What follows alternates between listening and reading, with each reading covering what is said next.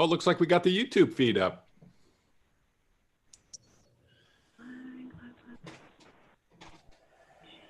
We are live, it looks like. Wonderful. We are good.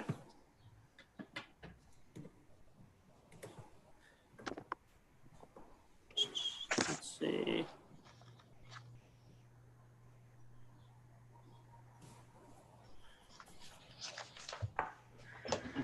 So, Lindsay, unless you say otherwise, I think we're ready to kick off. Yes, we are ready to start. Thanks, everyone, for waiting. All right, over to you, Rob. Oh, well, great. Well, thank you. I'm Rob Verchick, chair of the Legal Policy Advisory Group for the Climate Initiatives Task Force. I would like to call to order the meeting of the Advisory Group of the Climate Task Force, which has been certified to be held virtually here. Just to give you all a few notes about the logistics. The meeting, just keep in mind, is being recorded, and it's also being live streamed on the internet to members of the public. So please, members, leave your cameras on and be present during the entire time of the meeting. Include your affiliation in your Zoom name. That'll help other people know who is speaking. Make sure to keep yourself muted when you're not speaking. You can use the chat box also to let us know if you have any technical difficulties that we can take care of. And I'm going to open up my chat box, in fact, right now, just to do exactly that. Please hold your questions until the end of each of the agenda items, because we've made some room to make sure that we can that we can have discussion and talk about that, and we want to have smooth transitions. Just want to make sure that everybody gets a chance to talk. I want to remind members of the public, first of all, thank you for being here, attending on Zoom. It's a public meeting. We're very interested in your comments and your contributions. And we hope that what we have arranged today is a good way to get your comments and your participation before the group. And we're going to be working and thinking about ways of involving public participation as much as we can through this process as it goes forward. So we know you are here. We're doing your work today, work on your behalf, and we appreciate your attention, and we appreciate any comments and contributions that you'll have. We'll have a time period at the end of this meeting for you to make comments, and we'll also make it clear exactly how you can do that. The public comments will be accepted before and during this live stream meeting, as you can see on the slide. Your comments can be submitted by email to climate@la.gov. And make sure in the subject line of your email you include a reference to the Legal Advisory Group. That way we make sure we're all on the same page. And even the agenda item, if you can remember it. And the body of your message should include your name and your address before you comment. And then we'll make sure that your comment is heard today. So let me turn that over to Lindsey Cooper, who will be doing the roll call, which is the second item on the agenda. Thank you, Chairman. Members, if you could state your name aloud as I call you, that would be great, instead of using the chat feature. So Robert Verchick. Present. Nick Briner. Present. Courtney Burdett.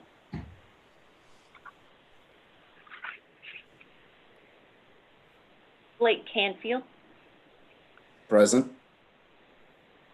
Takesha Collins Wright. Present. Mark Davis. Present. Susan Margaret Floyd.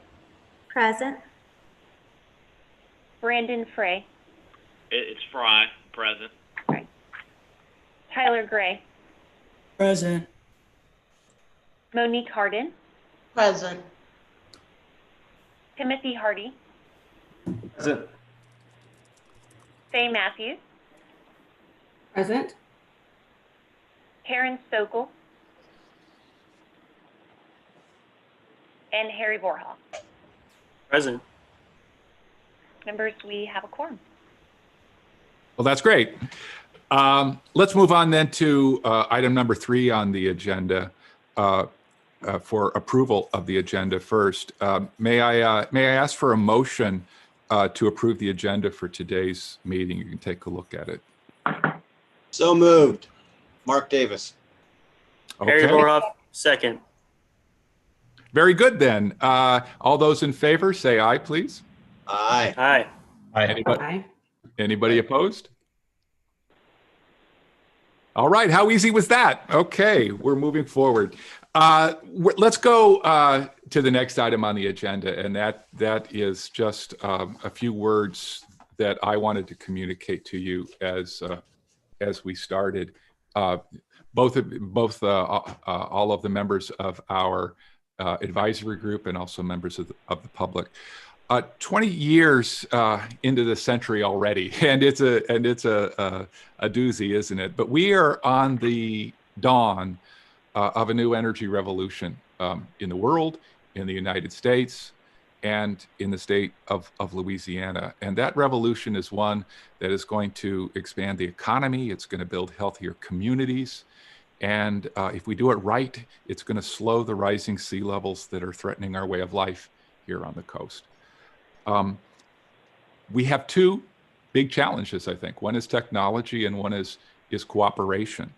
A lot of the work on the technology is so totally impressive right now. And a lot of it's being done from technologies of wind and solar to carbon capture and so on. Much of this technology is already here. Much of it's already inevitable. It's lighting homes and creating jobs around the country and, in fact, around the world. Nearly half of the states are moving toward carbon neutrality goals by 2050, and it's just happening. And there's more to do on the technology, and there's more to learn about it, and that's one of the things that this task force is created to develop. The other issue is in addition to a technology issue, but I actually think it's the harder issue, and that's the issue of collective action. It's getting ourselves together to move forward, to take advantage of these technologies that are going to improve our lives, expand our economies, create jobs, and keep the lights on.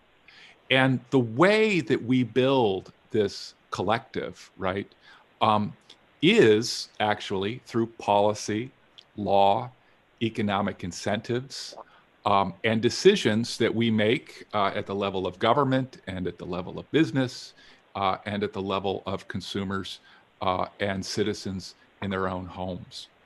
And getting all of that together is the job of this task force, which is charged with producing action items for the governor and to others in order to get from where we are now into this future. And it's also the important work of this particular advisory group. We call it the Legal Advisory Group, but that's an umbrella that really talks about, that really asks us to think about how we get people to work together toward a common goal, whether it's through law, whether it's through economic incentives, whether it's through policy choices, purchasing choices, whatever it is, at whatever level of government. How do we tap into this revolution here in Louisiana to make Louisiana a 21st century energy capital of the world? Our vision, right, that you've already read, says we're going to not only reduce greenhouse gas emissions, but we're going to do it while adapting our economy to maintain our position as a world leader in energy, in industry, in agriculture, in transportation, and we're going to make communities healthy and thriving all at the same time. And so in order to do that, I just want to say, you know, a lot of it's going to be the work of this particular advisory group as we are helping the other committees and other advisory groups on this task force complete this goal. And so this particular group, I'm really excited about. I know many of you. I'm looking forward to meeting many others. We draw from the private sector, from expertise of state government, from our nonprofit community, and from 3 of our state's universities. So we're a diverse group with lots of talent and lots of expertise.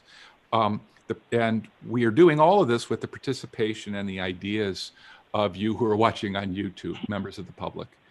We want more of you to be engaged. We want you to follow what we're doing. We want you to give us your best ideas, your concerns, your interests, your thoughts about the process. We are working for you and trying to develop solutions for you and your families and your communities and the rest of the state. And so I want to thank you very much for this opportunity to chair this advisory group. And so now let's move on to our next point on the agenda, which is the introductions of the members. And so I will simply introduce myself. I'm Rob Verchick. I'm a professor of law at Loyola University, New Orleans, and also a research fellow at Tulane. And I am a member of the task force and chairing this committee. One of the things that I bring to this endeavor is that I served in the Obama administration in the first term at EPA, where I managed and helped managed an office of policy and helped develop much of the policy there that was related to climate change. So I'll leave it there. Thank you, Chairman. And I'll call on members of the advisory group in order of the roll call for you to give your introductions. If you can just keep your remarks to about 1 to 2 minutes. So first is Nick Briner. Good morning. Thank you. My name is Nick Briner. I am a professor at LSU. I teach environmental and natural resources and administrative law. It's a pleasure and an honor to be working with this group. And I'm excited to meet those of you that I don't know yet and look forward to working with all of you on these important tasks. Thank you to Rob for that introduction into what we're working with. My research areas focus on climate change, public lands, the Clean Air Act, and international environmental law. So I look forward to working with all of you and getting to know from your experiences about how we can work together to provide some useful feedback from this group. Thanks.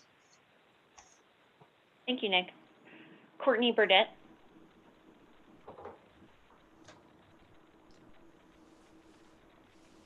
Blake Canfield. Morning, and thank you. My name is Blake Canfield. I'm the executive counsel for the Department of Natural Resources, and yeah, definitely look forward to this very important work we have ahead of us.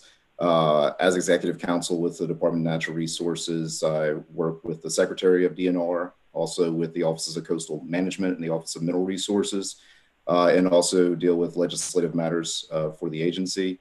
I've had a lot of work on oil and gas regulation, and more recently with state leasing for mineral activities, and also now for state leasing for renewable energy and for CCUS. And just recently have kind of taken a deeper dive into carbon sequestration. So very excited to get started on this important work. Look forward to meeting everybody and to hearing from the public. Thank you. Thank you, Blake. Takesha Collins-Wright. Hi, good morning, everybody. Takesha Collins-Wright. I am Vice President of Environmental Affairs and General Counsel for the Louisiana Chemical Association. I've been in this role for the last 2 years. I'm working to advocate on behalf of Louisiana chemical industry. I'm really looking forward to the work that we'll be doing as this group to help reduce risk of climate change in the state. As part of my work with LCA, we've been working to draft our own internal policies when it comes to climate change, working with our member companies to talk about their own policies. Just really looking forward to the work, and this will be a really exciting experience. Thank you very much for including me. Thank you, Takesha. Mark Davis. Good morning. It's a pleasure to be here. Actually exciting to be here. I'm Mark Davis, and I'm a research professor at Tulane Law School, where I also direct the Center for Environmental Law and the Institute on Water Resources Law and Policy. And in addition to that, I head up Tulane's Bywater Institute, which is its effort to corral its collective resources to do interdisciplinary work, specifically looking at sustainability issues. So this is very much kind of in right in that vein. Again, most of my daily work involves water, but it turns out that almost all energy choices involve water. So this is something that I've been trying to think about, and looking forward to learning a lot in this process. And also, I just wanted to throw on the table that since we're going to be doing this work for a little while, to the extent it's kosher, I'm sure I have students who would be delighted to kind of put their shoulder to the wheel, because there's going to be work to be done, and getting the work done in a quality way in time for it to matter is something that we'd be very interested in putting as many resources to here as we can. Thank you for that, Mark. Susan Margaret Floyd. Hi, yes, thank you. Good morning, everyone. Susan Floyd. I am Senior Counsel Environmental for Entergy. What I bring to this group is I'm very involved in the American Bar Association Environmental section, and have been in charge of their programming, all in-person and online programs, for the last 2 years as education officer. So I've had these conversations with multiple people across the United States. I'm excited to be bringing it down to Louisiana's specific needs and what can be done here, but should have other contacts if needed around the country if necessary. And I'm excited to get to know this group. Thank you, Susan. Brandon Fry. Good morning. Brandon Fry. I'm Executive Secretary of the Louisiana Public Service Commission, which is comprised of the 5 elected commissioners. I'm the head of the central staff. I'm sure we'll have a pretty active role in this, and not everyone may agree with our positions, but we are the constitutionally created agency with plenary authority to regulate public utilities, and have been engaged in these areas for at least 10 to 15 years, and extensive looks through dockets, intervening in federal action, et cetera. I was hired as a staff attorney back in '99. I've been with the commission since then, serving as Deputy General Counsel, Executive Counsel, and now Secretary. And look forward to hear what everybody has to say. Thanks, Brandon. Tyler Gray.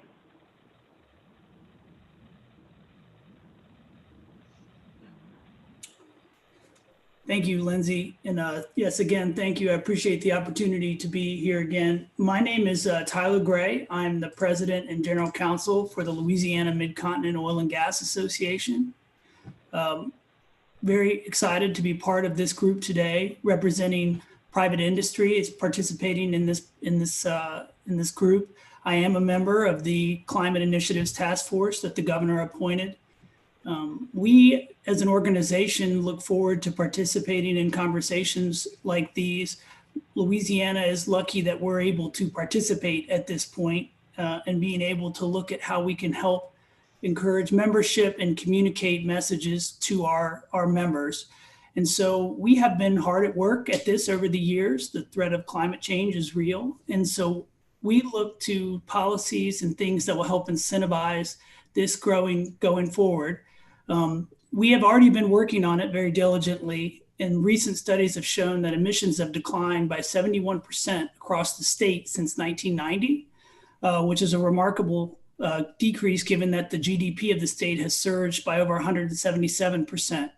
You've seen reductions in sulfur dioxide, nitrogen oxide, carbon monoxide, and then other volatile organic compounds. And these numbers are noteworthy given that Louisiana's total and per capita energy consumption is among the top 3 states in the nation. And more than 88% of the state's energy needs are met by oil and natural gas. So looking forward to participating in this as a forward-looking group. And Louisiana is blessed to have 2 areas of strength in the emissions carbon emission space that sets us apart from other states and other countries. And this includes the use of carbon capture, sequestration, and land-based sequestration. Louisiana has some of the best geology in the world, a skilled workforce, and look forward to being capable of constructing such major CCUS projects and infrastructure. Look forward to a lot of the policy discussions around that and how we can communicate these issues back to membership to help incentivize this growth here in the state. Thanks, Tyler. Monique Hardin. Hi, good morning. I'm Monique Hardin. I'm with the Deep South Center for Environmental Justice, where I work as the Assistant Director for Law and Policy and the Community Engagement Program Manager at the Deep South Center for Environmental Justice, founded in 1992. We're a nonprofit organization dedicated to achieving environmental justice and equitable climate solutions for communities that have been harmed by past and present energy decisions that leave them vulnerable to a host of severe health burdens, as well as the enormous effects of climate change and the climate crisis we're presently in, where they are least likely to recover from major hurricanes and flood events, heat waves, and the like. What I hope to get out of this legal advisory group is a focus around the voices and the experiences of communities that are often left out of policy decisions. And they have a tremendous story to tell and a direction to give this group for achieving solutions that are equitable and fair for all people in Louisiana that move us forward. Thank you, Monique. Tim Hardy. Good morning, Lindsay, and good morning to all. My name is Tim Hardy, and I am a partner in the firm of Brazil, Saxon Wilson. I'm also a professor of environmental law, adjunct at Southern University Law Center for about 26 years. My focus there has been over time, primarily NEPA, RCRA, clean air, clean water, and CERCLA, with some of the other statutes and regulations. But over the past 4 or 5 years, it's morphed a lot more into climate change and sustainability. Let me just say, I am, especially as a former Assistant Secretary of DEQ and as a former Executive Assistant to a Governor for Environmental Affairs, I'm excited about this committee. I'm excited about the entire task force and all of the committees.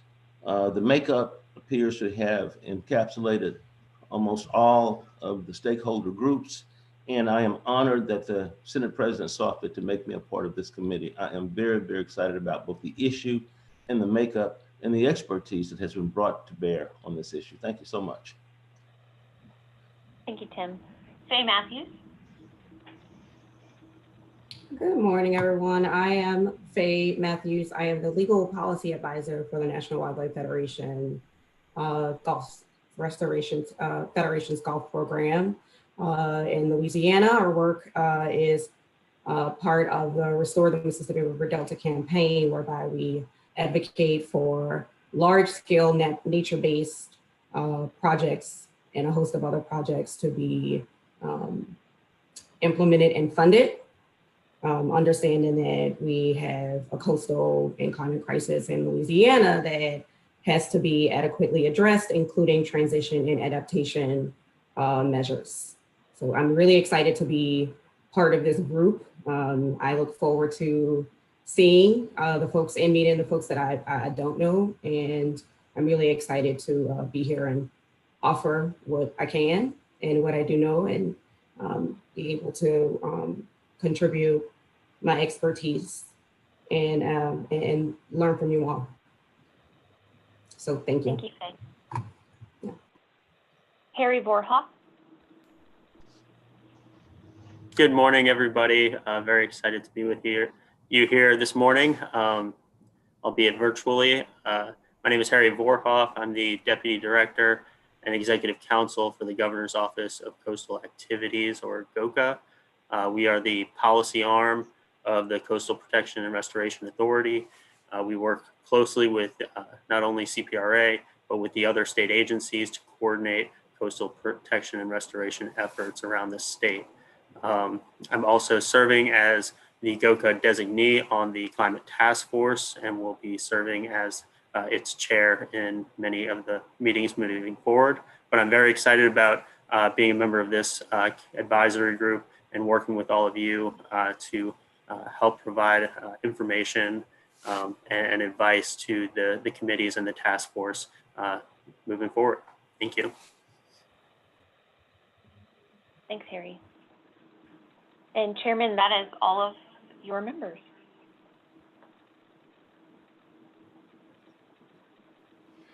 Well, thanks. And the one thing that I'll mention is I want to recognize Lindsey Cooper, who has actually been sort of co-moderating. You've just heard from her. She's the policy advisor also at GOCA. And she and Harry Vorhoff are doing everything they can to keep me on task, and the rest of this advisory group. They're doing super work. I also just want to point out, I think I said there were 3 Louisiana universities supporting our particular group. There are actually 4. I forgot to count my own. So just so we have all of that, straight, I want to turn it over now to Ms. Cooper to give us an overview of the structure, the process, and the timeline of our work. Thank you, Chairman. So today we'll start first by discussing why we're here, why we're brought together in this effort. Chairman Verchick and some of you members did a great job of introducing the Climate Task Force and part of the problem, but we'll frame up the executive order and the problem that we're here to solve. And then we'll frame the Climate Task Force and the overall effort of its timeline and its structure and deliverables, and then narrow down into the charge for this advisory group and its scope. Then I'll bring us back to a little bit of presentation on the structured decision-making process. So we've defined the deliverables, but how do we then get there? So that's what we'll discuss in the planning process, and then we'll have a robust discussion for members around our objectives. What do we care about in this group, and what should guide us as we're moving forward in this process?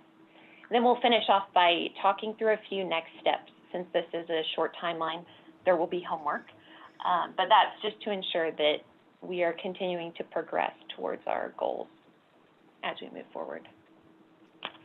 So let's start by defining some of the problems. We're brought together today by an executive order of the governor to establish the charge and vision. And the governor set forth that Louisiana can and will reduce our greenhouse gas emissions to limit the impacts of climate change. And as Rob mentioned earlier, this vision really acknowledges the 2 realities that Louisiana faces head on. This reality that we are extremely vulnerable to the impacts of climate change, and we need to do our part to mitigate those impacts through reducing emissions. But we have this other reality in Louisiana that we heavily depend on industry, and we have a leadership role in industry that must be accounted for in these conversations as well. So in that executive order, the governor set forth goals of what emission reduction looks like in Louisiana. And he also narrowed the focus of this effort to strictly look at emission reductions.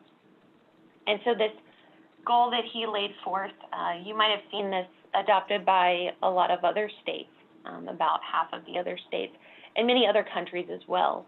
These emission reduction targets is a short-term goal of 26 to 28% reduction from 2005 levels by 2025. Then there's an interim goal of 40 to 50% reduction by 2030, and our final goal of carbon net neutrality by 2050. And so in Louisiana, it's important to look at emissions as their own effort, since this comes with a very different conversation. Many other states have tied together their emission reduction plans with their climate adaptation. But in Louisiana, we have extensive adaptation efforts underway. And we understand there is some convergence of these issues, but it's important for us to look at emission reductions in their own way. And so having these goals set from the beginning of the effort in the executive order really gives us clear direction on what we're working towards. So the work of the task force, all of the committees and the advisory groups, including this group, we'll all work to set Louisiana on a trajectory to meet these goals. So everything that we do in these groups is intended to help Louisiana get on that path to meet the goals. So why have we chosen these goals? Simply put, we need to reverse the impacts of climate change in Louisiana by reducing our emissions. So human activities are responsible for 1 degree Celsius of global warming above pre-industrial levels already, and we anticipate seeing at least 1.5 degrees more of warming over the coming decades. So we need to do our part to reduce emissions, not only to minimize the risk to our health, our livelihoods, and our economies, but also lower the need to adapt to climate change. And so what does this look like for Louisiana? Where does Louisiana stand now? So Louisiana now ranks 8th in total emissions across all of the United States. You can tell from this graphic that Louisiana is pretty neck and neck with New York, and that really highlights how great our emissions are per capita compared to other states. So we dive into that point a little bit more and compare Louisiana's emissions to other states per GDP and per capita. You can see that Louisiana ranks 5th among all states in emissions per GDP and 5th among all states in emissions per capita. So there's this need to recognize that Louisiana's emissions are a little different than other states. So we can acknowledge our impact, but also understand that our economy and many of our jobs in Louisiana are dependent upon industry. But that comes with impacts, and we need to address those impacts. So the National Climate Assessment highlights for us the impact of these higher emissions in the Southeast through their most recent report. And we can see many of these in Louisiana already. We experience increasing heat and worsening air quality, the rise of vector-borne diseases, which overpowers our infrastructure and comes with its own legal set of challenges. Secondly, climate change increases flood risk in coastal regions, which might shift the suitability of farming, of our livelihoods, of our seafood industries, of our communities. And flooding also requires more state tax dollars to repair damage and federal dollars to recover from storms. And as this graphic on the right shows, these impacts will get exponentially worse over the coming decades. It's not just a linear increase of what we've seen, but it will get much worse as we move forward. The National Climate Assessment also notes that climate change will cause drought, warming winter temperatures, and extreme rainfall in Louisiana. And this overpowers our drainage infrastructure, but also impacts seasonality of our agriculture, our seafood industries, and disproportionately impacts our most vulnerable communities. And ultimately, this costs our individuals, our communities, our state and federal government more money in the long run. And it's also important to note how, to this fourth point, heat affects the ability of workers to be outside. There's increasing risk to our health and our livelihoods, as well as our agriculture and forestry. And as you can see in the graphic to the bottom left, these warming temperatures affect the hours that people can work outside, and particularly in the Southeast. This is causing a lot of impacts and will continue to over the coming decades. So why does this matter in Louisiana? I think it's important to see how these factors are all interconnected systems, and this results in cascading impacts. So we don't see just one or two areas, but we see these impacts all across the board in these vulnerable areas that affect our ecosystems, our economies, our environment, our lives as well. So I think the important piece to note here is that all of this shows we can't adequately minimize the impacts of climate change unless we address the root cause of greenhouse gas emissions. There's only so much adaptation that we can do until there's also the need to mitigate our emissions as well. So our state faces these extreme challenges, but what are we doing to address them?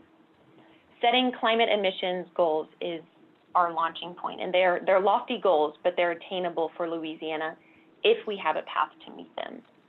So for this reason, the governor also created the Climate Initiatives Task Force through the same executive order that laid out the climate emission goals And this is really the way to do this. It's the way to make these goals attainable for Louisiana.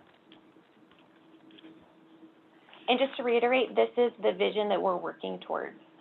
Reducing our emissions, avoiding the worst impacts of climate change, improving the welfare of our residents, and maintaining our position as a leader.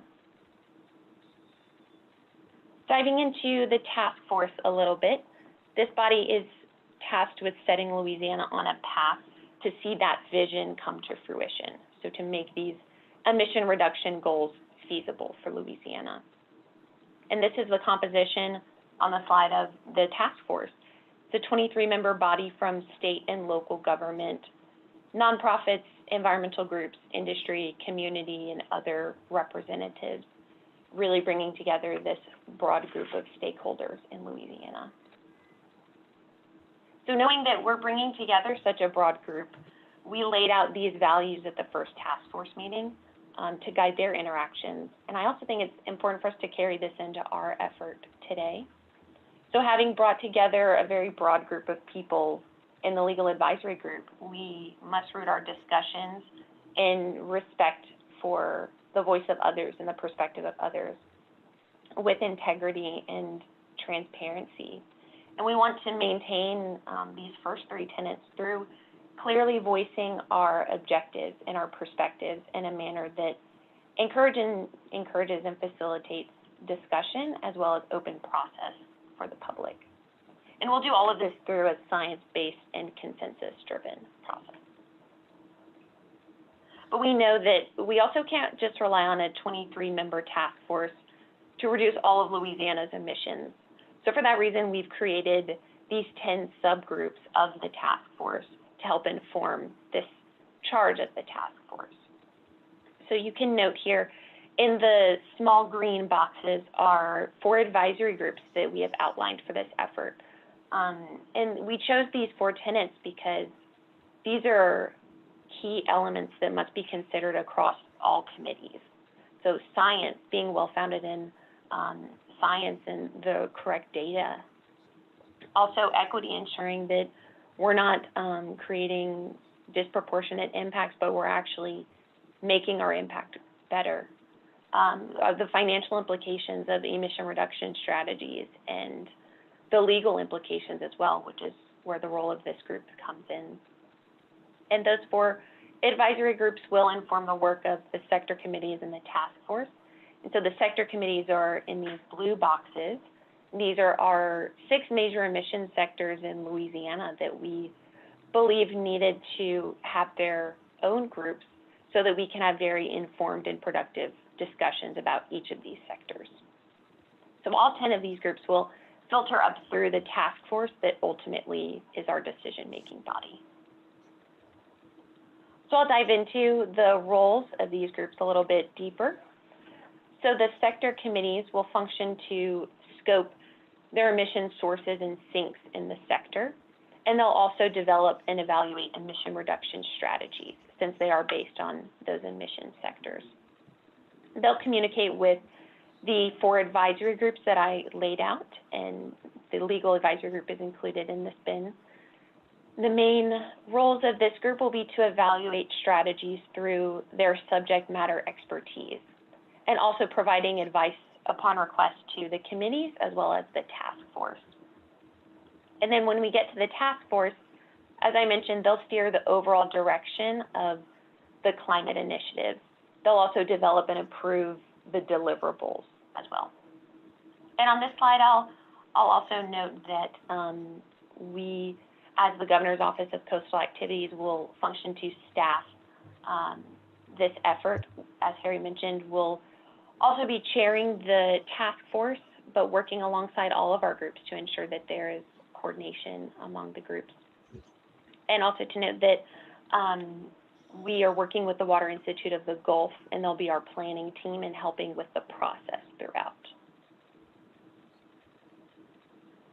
So all of these groups and staff will collaborate and be working towards the deliverables that are framed in the executive order. And these deliverables are the interim and final report that are noted on the slide. And so though our group is tasked to guide Louisiana to meet our emission reduction goals, we need some short-term goals to help us get there. So that will be creation of an interim report just in under 2 months, and then a final report in a little over a year in February of 2022. And sandwiched in the middle of that is an update to our state greenhouse gas inventory. Our most recent inventory was completed in 2010 using 2005 data. And that's great for a baseline, the baseline from which we're reducing our emissions. But we need to know where we stand now. Where are Louisiana's emissions now? So in commissioning this new inventory, we're working with other state agencies and the Center for Energy Studies to update that greenhouse gas inventory so we can have newer data. Diving a little bit deeper into some of those deliverables, I won't go through each step or task that is noted on this slide, but I want to show you that though this is a short timeline, even 13 and a half months is pretty short to create a final strategy, we do have a process in place to meet these deliverables. And this process really will ensure that we remain on track to meet our timelines, that we don't get stuck in one step, and that we remain grounded in but not constrained by the process. And so I'd like to note, alongside the interim report and the inventory and the final report that are noted in blue on this slide, we'll also have a public solicitation for emission reduction strategies once we get into the new year. And that will provide an opportunity for the public, as well as members of our committees and even advisory groups in the task force as a whole, to provide emission reduction strategies in an open process to our sector committees. And that will really form the basis of the final strategy, those emission reduction strategies. Since this is fastly approaching us, the interim report will really focus on defining the problem in Louisiana, the climate risks that we face, and then leading into the mission and the vision and the process and our work plan in the climate initiative. And so with this, we'll really lay out what we anticipate to be the role of each group. We'll lay out the charge of each group and our objectives as well. And the committees and advisory groups will have a report out in this. So the role of the legal advisory group in the interim report will be clearly outlined, and we'll need the help of you guys to help define what that looks like. And so there is a sense of urgency behind this effort. The timeline requires us to work quickly, and it requires investment by all of our members across the board to make sure that we can meet these goals. So what does all of that mean for the legal advisory group? We'll start off with the scope of this group. The scope is to examine strategies and mechanisms that can be implemented by executive and legislative branches of the federal, state, local, and tribal governments, as well as the private sector. From this scope, we'll dive into the charge for advisory groups generally, and that is reviewing emission reduction strategies that committees identify, and then providing information and assistance to the task force and the sector committees so that we ensure we have comprehensive and evaluated strategies. When we look to the legal advisory group, these are 3 tenets of the charge that we have thought were important in developing this with the chair of the committee. So I'll pose these, and then our chairman will lead us into a discussion on charge. So the first one is to anticipate legal hurdles that may arise in the design of greenhouse gas emission reduction strategies. The second component is assisting committees in the development of mechanisms to implement emission reduction strategies. And then third is advising committees in the task force on supplementary strategies and mechanisms for consideration. So maybe they haven't considered some strategies that this group believes is important to be considered in their group. And so with that, I will hand it over to our chairman. I got to keep learning about the mute. Thanks a lot, Lindsey. So as you see here, this is our charge, and it's a work that that we want to get everybody's input on to think about. Just to give you a little context, what we're hoping for, right, is that our advisory group will be working with these other sector committees, not just at the very end when they have a product and say, hey, will you look at it, but during the ongoing process. And so whether it's a sector on agricultural or manufacturing or transportation, what we're hoping is that we have some dialogue between these groups, and maybe a committee might say, oh, we're having trouble deciding about how to approach a certain problem, although we know what the goal is. Maybe you could help us and we could have some kind of a joint meeting. So the three things here that we want to talk about, I just want to make sure that we understand what these three charges are, that we think these are the right ones, and that we've worded them right. And maybe we've left something out, or maybe you have other ideas. The first one about the legal hurdles is simply to sort of point out things that either seem to have high legal liability, as we used to say when I was at the EPA, or that have some sort of legal vulnerability or whatever, right? So that we know that the committees are working on things that realistically are the best shot of being able to implement under the laws that we have. The second piece, the assist communities in development and mechanisms, is really about trying, okay, so you have a problem, you have a goal, but maybe there are a variety of ways you could do it. You could, I sometimes say that they all start with the word P. You could prescribe, that is sort of regulate. You could pay or penalize, those are economic incentives. You could persuade by producing more data, more information, so people can make better decisions, or you could create a property right regime, some kinds of entitlements for people to trade things that might lead to more efficiency. So there are lots of ways to sort of get at a common goal, and a lot of us on this advisory group, all of us on this advisory group, have a lot of expertise in figuring that kind of thing out, and also levels of government. Should this be a municipal thing, a state thing, a federal thing? Is it something that could happen in the executive branch of government or the legislative? And what is the role of community groups, nonprofits, corporations? Everybody has some kind of a role to play, and so how might we sort of engineer something that would work efficiently, practically, be fair, and improve people's lives? And then the last one is ideas of sort of supplemental strategies. We know we want to reduce greenhouse gases, but at the same time, we also know we want thriving communities. We also know we want things to be fair. We also know that we want people to have the means to have valuable lives and rich experiences. And so, to the degree that we can adjust those things while we put together a mechanism, then maybe that would be some advantage that we could bring to committees. So I'm just going to open the floor for a looser conversation. And the things, I guess, that I'm most interested in knowing are these the right charges? Is there something that we've left out?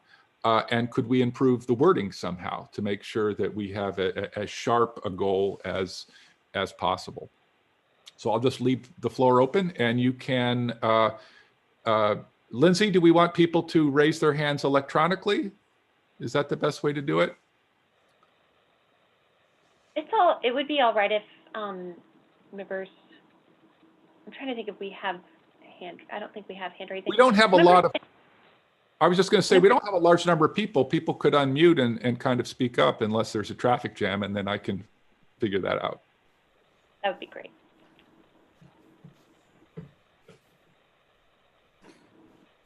Mr. Chair, this is Tyler Gray with Lamoga. I have a couple of quick questions wanted to talk through, and would be interested in getting some insight even from the regulatory agency. So, and when trying to craft and think through what the charge is, and appreciate all the time that's been put in by Lindsay and the other folks over at GOCA and yourself in developing what we have today. But I just wanted to throw out a couple of legal hurdles that anticipate existing going forward. From the private industry's perspective, I mean, you're going to want, it would be advisable to accelerate the investment to modernize the current energy infrastructure as part of an emission reductions process, right? And so now that really comes in two issues. One is, are the right incentives, are there legal hurdles to having that available? And then the second, for the industry development, and this is almost where I'm gonna hope to get insight from the LDNR, is around the issue with leasing and pore space for CCUS and other, do we have the right lease structures in place? Are there issues that we see going forward? But especially if we could come to some sort of resolution of a recommendation for the leasing process for CCUS. I know we have a permit that's already been filed here in the state for an investment in a CCUS project. So, just wonder, do we foresee any legal issues either with incentives to accelerate investment with current energy infrastructure, and then also leasing when it comes to CCUS? Just wanted to throw that out there. Either one of those fall into these group charges. Well, thanks. And I think they do. Without getting into discussion about the specifics of it, I mean, I think this is a really good example because, for instance, if manufacturing and industry, the sectoral committee or another committee said, oh, it's really important to us to do X or Y, then if that came to us, we could say, oh, well, if we need to accelerate leases, then we need to unwrap that and figure out if there's a legal impediment to that, and if there is a legal impediment, what we would do. I think that would not be the sort of thing that we would bring up ourselves until one of the substantive committees said, we want to do this, and then we could say, oh, well, if you want to do that, you're going to need to accelerate or change the law in some way. So I don't see us as proposing changes in laws unless somebody in a sectoral group says we have an objective. How do we meet this objective? And then we might say, well, you need to change the law, or you need to do something else to get around whatever the obstacle is. But I think that would fit within number 3, if I'm reading it right, if I'm understanding you correctly. And I think that's an excellent point. And then, yeah, go ahead. Is there any space in there to recommend legislative adjustments to? I mean, would we want to have anything like that in the legal advisory group charge? Just listening through that, does that fit the right space there? Well, I think I want to open this up. Let me just make this point because it's a really good one, though, is that some of the things that the committees are going to want to do might require, let's say, executive action on the part of the governor without a legislative response. Some of the things are going to require perhaps legislative changes, which is going to mean going, of course, before the legislature. Some of the items might mean, changing municipal ordinances of some kind or another. So I think what you're putting your finger on is really important. Is that we are, in a way, at least the way I see it, we're talking to many different groups, whether it's the governor's office, the state legislature, municipalities and parish governments, and so on. I understand development and mechanisms to implement strategies as being that sort of full menu, but we could let's talk about that. Let me put that on the table for people to react to. Is that something that people feel good about? Is having sort of a full range of options at this point? Hi, this is Monique Hardin. I just want to comment that there's a tendency that I have and in the last exchange of using acronyms. And given that this is a public meeting and people are trying to hear what we're up to, what's going on, and be able to weigh in, I think it would be helpful if like the acronyms that were used in the previous exchange, if those could be like spelled out. And then on that point, I'm hard pressed on the first point in terms of what to do with the anticipation. And it makes me wonder to what should we expect to receive in terms of gas emission reduction strategies?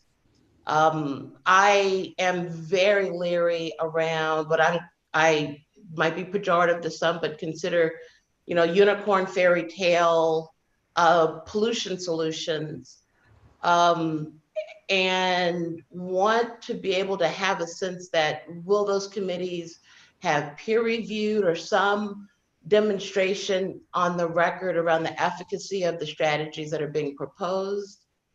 If I can get some clarity on that, and if we could also go back with the acronym, clarifying that for people viewing this. Thank you.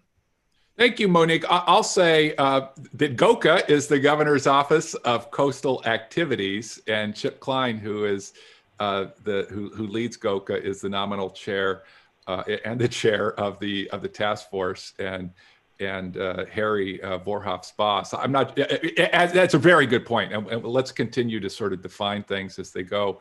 I want to, if I may, I think maybe I should turn this over to you, Harry, to talk about the role of the Science Committee, because you and I have had those discussions, but I don't think others have been able to benefit from that. Yes, and I appreciate that, and great question, Monique.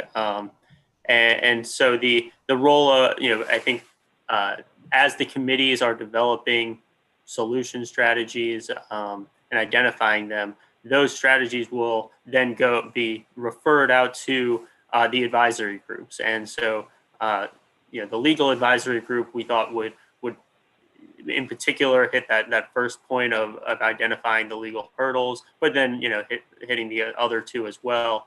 But then the science advisory group is going to vet to the extent they can, and to the extent there is peer-reviewed literature on a given strategy, to bring that in and to review it. If there's not, to at least identify that there is, where the current status of whether there's peer-reviewed literature or not, or whether it's being implemented in the field or not. Similar to the legal advisor or the finance and economic advisory group provide, if a committee comes out and says this strategy will create X number of jobs, well, you have a group of experts who will kind of vet and make sure that those numbers are kind of appropriate, and similar with equity advisory group, just to make sure that there is a group of experts kind of reviewing what is coming out of the committees, and that review will be made available to the task force so they can see what is coming out of the committees, but also the reviews, and sort of, I like to liken it like a fiscal note that's attached to a bill, so anyone can see the commentary and the review by these experts. Does that answer your question, or can I elaborate anywhere? Yeah, so with regards to vetting a strategy, say it goes to the science advisory group, is there a way in which the various advisory groups can work together to have an exchange of information?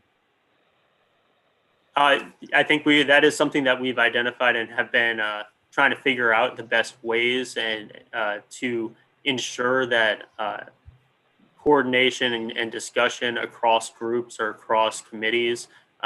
Some of the ideas that we've thought about are either kind of ad hoc subcommittees or joint committee meetings or advisory group meetings, or just inviting a member of one committee to present to an advisory group or vice versa. Those are some things that we can do on an ad hoc basis. If you have any ideas on how to improve process, we are all ears. We've laid out a process, but we certainly are interested in trying to continually improve the process and make it work, within this timeline that we have, and to the extent we can ensure if efficiencies and discussions are being had, please don't hesitate to offer them up. Monique, one thing this reminds me of, I'll just say, and then Mark wants to get in, is building on your idea. I think that the purview of this group, right, is to make sure that whatever proposals come out are not only legally defensible, but strongly supportable under the law. And part of that has to do with making sure that the underlying evidence supporting the ideas is very strong, whether it's a regulatory move or whether it's some sort of a legislative move. And so I would think it's within our purview of this advisory group to make sure that the evidentiary record is as strong as it can be, which would mean that we would have to be working with the scientific advisory group as well as other groups. I'm sorry, go ahead, Mark. Yeah, there's one area that I'm not sure, which advisory group or committee is handling, and that's policy. It strikes me that a lot of what's happening in the realm of a move toward emissions reduction and a revamped energy market is happening in the world of policy. It's not based on law. I mean, we're seeing that in decisions that banks are making about what they'll invest in. We're seeing it in, I think, Occidental Petroleum just last week announced that they're pretty much seeing themselves in the future as being a carbon management firm, not an oil and gas firm. And even to the point of now going beyond where ConocoPhillips is, which is reducing their own emissions, but Oxy is looking at making commitments for reducing even their customers' emissions. So I think, and none of this is driven by law at this point. And I think it's there's a lot going on that is going to have a bearing on what we do in Louisiana. And that's one of the reasons I think that it's, in fact, this is not a huge lift for Louisiana. I mean, there was a study in the journal Science, I think last week, done by some, a researcher at Georgia Tech, that suggests that by 2035, there will only be 15% of the current greenhouse or fossil fuel generators that will be in their life cycle to the point those would be considered stranded assets, if you were to move beyond them. So there's a huge amount happening out there, and most of it is not happening under the banner of law. Obviously, you have to know what the law is, but it strikes me that keeping our our finger on the pulse of where some of these other efforts are going, which some of them are the same players that we're dealing with. But it does have to do with how you finance these things, how you deal with the communities and workers and the like who will be, also, transitioning away from what we're doing. And even from the standpoint, and this is where, Harry and, Lindsey and I have conversations, which is so much of the finance of our coastal restoration program and things like that is based upon the presumption that we will have fossil fuels, because, and that may or may not be the case. So I think, trying to figure out, not just the, pathway from, fossil fuels to something greener, but, what is going to happen in its wake. And for example, I would view, the consequences of, for example, financing of local governments and state government, if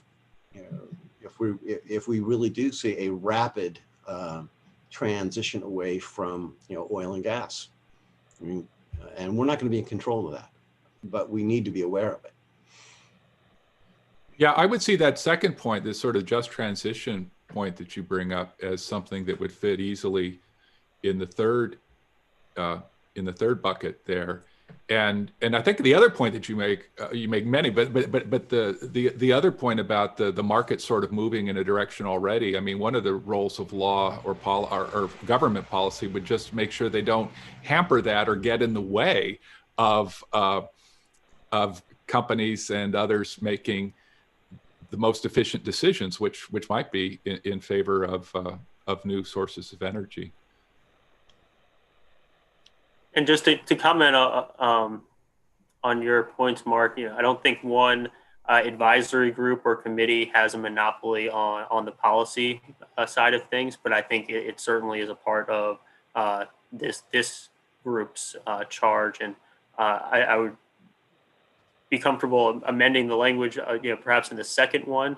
So it reads, assist committees in the development and modification of mechanisms and policies to implement emissions reduction strategies. So recognizing that, policy is a part, and perhaps I was using mechanisms as, mechanisms and policies are not the same thing necessarily. And so we can, recognize that those are two different things, but also to, I believe it was Tyler's point of development and modification, to recognize that we're not necessarily thinking of creating things out of whole cloth, but also potentially tweaking existing mechanisms and policies.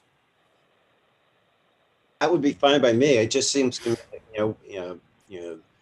keeping an eye on the, and it's not just public policy. It's I think, the policies of people in the investment field, people in the energy field,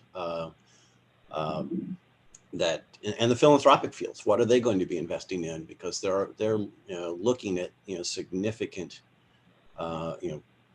opportunities to to play a role. And I just think that it would be useful if if it were mentioned in at least our charge. I mean, I certainly not looking for a huge amount of work to do, but I do think we're part of a larger conversation.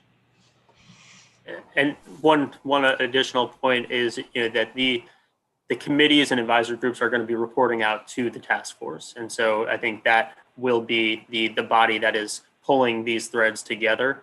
And I certainly want to encourage everybody to the extent they can. And I know you're all serving in voluntary positions, but to the extent you're able to either view live or the recording of the task force meetings, to stay up to date on what the other advisory groups and committees are doing. We'll provide written reports, and there'll be meeting minutes. But if you have any ideas on how to ensure that conversation is happening without us expanding we've broken it down to subject matter level groups and committees to try and ensure that we're moving the ball forward and not, I think there's that tension between having kind of very targeted conversations but also recognizing that there's a lot of cross sector efforts that need to be considered. And so finding that right balance is something we're looking to do. And if you have any ideas on that, please don't hesitate to offer them. Hey, this is Brandon with the PSC. I did want to comment on one thing, and we were talking about how a lot of this is policy driven and is not law. And I think we sometimes get forgotten or left out at the PSC, but we have a number of rules and regulations that touch on a lot of these issues, and as they're adopted under our constitutional authority, they do have the full force and effect of law. So issues with retiring generation, every utility that we regulate is going to have to file with us before they can do that. Acquiring new generation, acquiring new power contracts. There are processes in place with us right now that are law that require them to come forward and do all that. So there is a lot of law at the PSC level. People, I think, maybe just look to the revised statutes, and my opinion as former general counsel, anything in Title 45 that purports to regulate the PSC is unconstitutional, but that's an argument for another day. But there is a lot out there, and I'll be willing to share that as we go forward. I'm very grateful you brought that up, because you're right. There's a huge amount of law and resources and expertise that you have with the Utility Commission. And most of us aren't familiar with it. So well, that's exactly right. Yeah, that's right. We're very, the commissioners as a whole, but in representing them, we're very protective of our jurisdiction, whether it's a good thing or a bad thing, and the commissioners are pretty consistent on that. So nobody's going to blame you for that.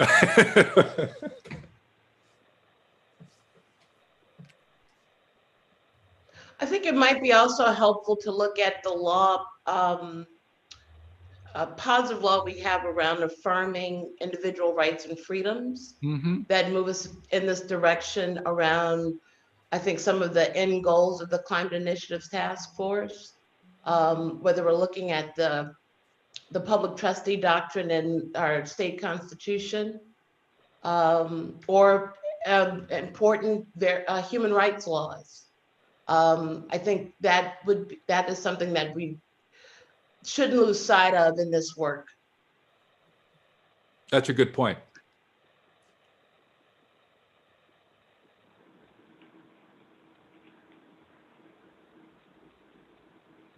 Are there other thoughts or comments, questions? If I can make one additional comment, I'm generally in support of what Monique and others have said in that regard. I also wonder on the first piece of this, we're talking about anticipating legal hurdles that may arise in the design of these strategies. I'm wondering if design is encompassing enough of a word. What about legal hurdles that we would anticipate that may arise as these strategies are implemented going forward? So maybe it's about legal hurdles that might arise as these are implemented. How about, and we could say design and effect, or we could say design, implementation, and effect. Yeah, I actually, now that you say it, I think it's really important to have effect in there at some point, you know, talking about outcome, because some laws are concerned about outcome and some are concerned about motivation and so on. And some, as you say, about how they're designed, and then some about actually how they work in practice. And I think this goes to Mark's question about policy as well, that it may be, you know, within this group's purview to kind of provide some advice and recommendations. If one of the other committees or the task force has a particular outcome that they're looking toward, you know, what are the legal options for getting there? And, you know, what might be the relative strengths and weaknesses of those different kinds of approaches? I think our group might have more expertise perhaps on some of those issues, and might want to be able to weigh in and sort of assessing, we really think this would be the most effective way to do it, or the most efficient way to do it. How do we make that clearer in either the first or the second, or in any of those planks? Well, I think adding the word implementation in the first one helps.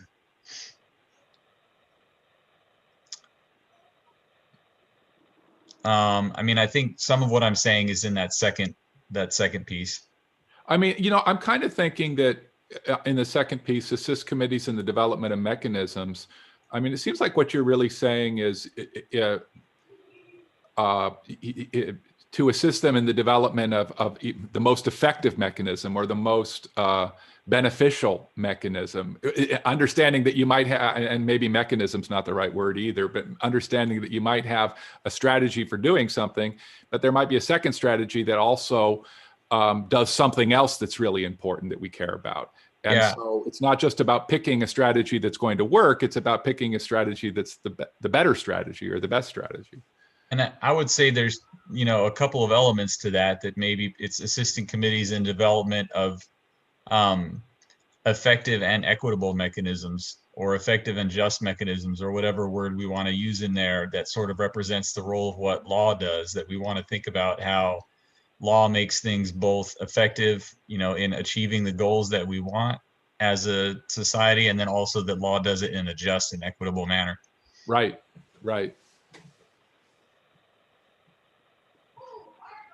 So that'd be my suggestion, that we add something like that in the second piece.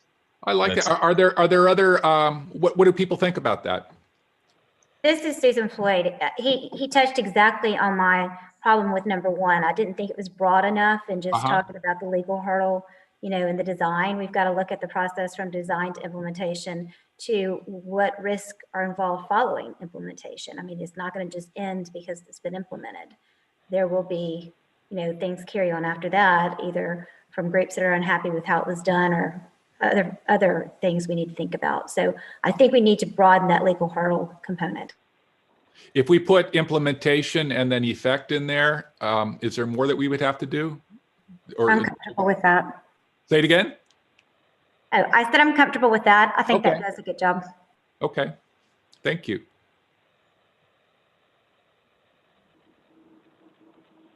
What about the idea in the third plank, or I'm sorry, the second plank of saying development of I'm trying to think about Nick's language, effective and just, or effective and equitable. Just is a word that comes out of just and reasonable from the Federal Power Act. I mean, I'm just trying to think of, words that might fit in there comfortably.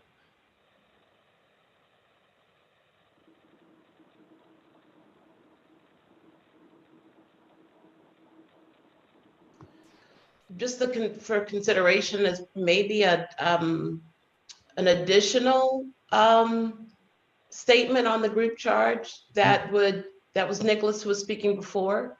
Sorry, your last name kind of cuts off from what I can see. The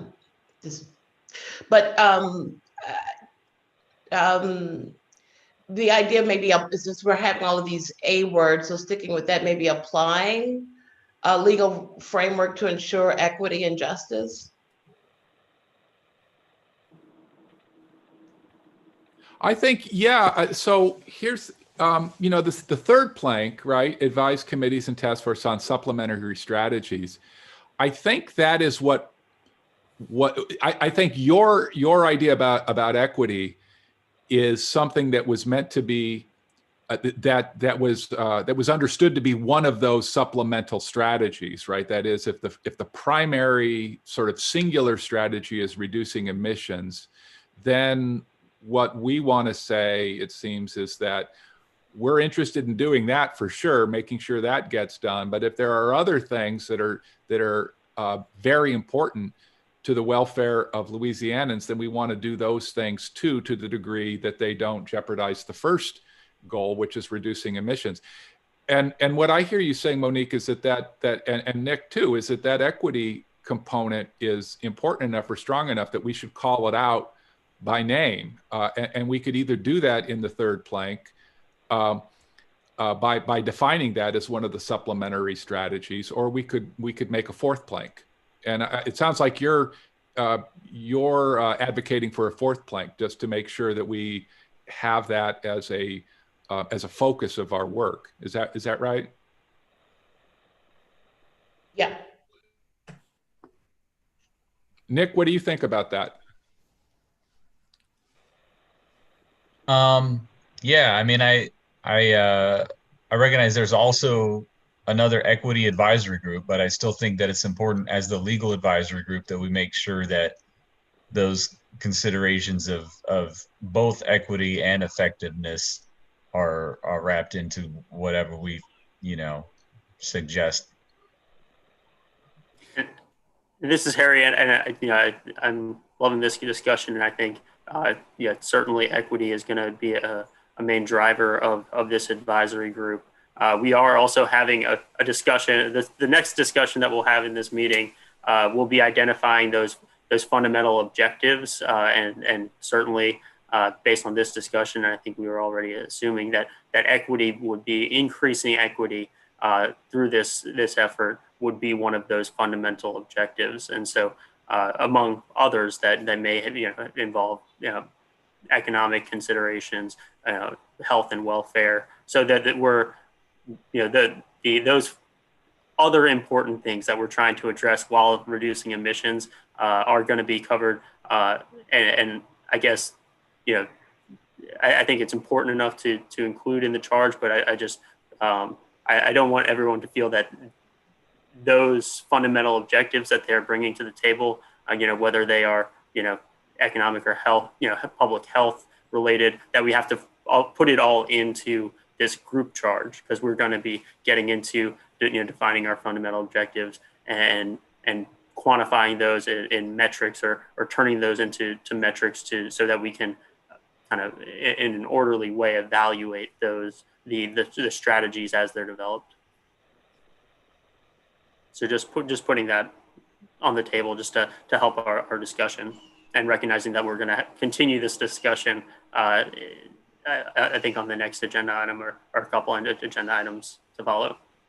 This is Susan. Go ahead, Susan. I was just going to suggest, if that's the case, because I completely understand how this needs to be a broader view here with the group charge, perhaps we table it and have the secondary discussion to see if we think it's, met the purposes Monique and Nick have pointed out. And if we feel the need to come back and add a fourth item here, that would resolve it perhaps. Monique? Yeah, I just want to say that how I come into this is because equity and justice has always been deferred, sidelined. And I think if we start off in that direction, it will remain in that position. I think to really do justice around getting at the greenhouse gas emissions is understanding where these emissions are taking place. And that could not have been achieved or made possible without deep entrenched inequity and racism.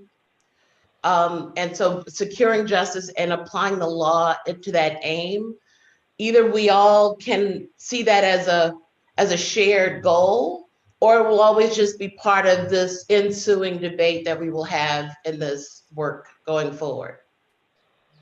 And so I would hope that there's enough understanding of the folks here in this task force to see the importance of that as a charge and not something that should be sidelined. I mean, we're really talking about life and death situations in the future of our generations to come in Louisiana. And that should matter. Mr. Chair, this is Tyler Gray. I would like to echo the equity comment and the focus on equity as a forward-looking item to focus on. I know that that's something that we would be talking about beyond just this group, but looking at other groups similar to this, there is a lot of alignment on groups like my own and a broader task force around equity and forward looking. I would just voice my concern, a little concerned around the justice aspect of it, but more than happy to find alignment around equity, because I think that that's the more important, that we can apply this holistically will bear greater fruit as we have this discussion going forward. So just wanted to make that comment. Mm-hmm. Well, thank you. Why don't I mean, what I'm thinking is that Harry and I and Lindsey and anyone who's interested in helping with this, we can try to come up with some language, I think, that maybe fits what everybody's been talking about, and then we can get it to you at the next meeting or before, and see what you all think about it. But I think everybody I seem to be sensing, at least among people who are speaking, that there's a consensus around the issue of getting equity on the radar screen there, and making sure that it's a guiding star of what we're doing. Rob, if I could, something that would be helpful for me, maybe not for anyone, is that I mean, obviously, this task force has a fairly specific objective of reducing carbon emissions between now and various points in the future. But I think if we're going to be looking at legal hurdles or legal opportunities and at equity, it's going to be very helpful for me to know kind of what we're moving toward. So, for example, what are we transitioning to? I mean, because that's really where these issues are going to come up. The equity, issues are going to be, not merely in how we deal with traditional, inequities and things like that, but how do we, address those, but also make sure as we move to something different, where we're not replicating problems from the past. We're creating greater opportunities, and we're not, for all the talk about stranded investments and things like that, there are also stranded workers, stranded families, stranded communities that we have to think about. So just for me, it's kind of the dilemma that lawyers often have, which is you're waiting for some client to call up and ask you something, and then you apply your skill set to that narrow set of problems. I'm very much looking forward to being informed by the other aspects of this task force and the work groups, so we can be as constructively engaged as possible. So having a sense of really kind of, looking at, the legal hurdles to what, and the equitable transitions to what. And I don't expect to know what the what is right now or anytime in the next couple of weeks, but I think that would be helpful, at least for me, since, a lot of this is not, not in my wheelhouse of expertise. No, good point. Good comment. Are there other comments, questions, concerns? Well, let me say this has been a very enlightening discussion, and I think we have some counsel that we can try to turn into some new language to add, and we'll get back to you with that. Yeah, go ahead, Harry. Rob, if I could just suggest that, yeah, we'll the staff will put together, take the comments that were received in this discussion and try and wordsmith and figure out how to incorporate equity into the charge, and we'll bring it back to this group at the next meeting and for their review, if that works, just to move the meeting along and to make sure that whatever the language that we come up with actually does satisfy the points that were made here today. Yeah, that's a great point. And just in anticipation of public comments coming toward the end of the meeting, I'll just point out that anything in the public comments related to this or to any other issue that we discussed today are things that Harry and his group and I and the other members of the committee are going to be very interested in seeing and taking into consideration too.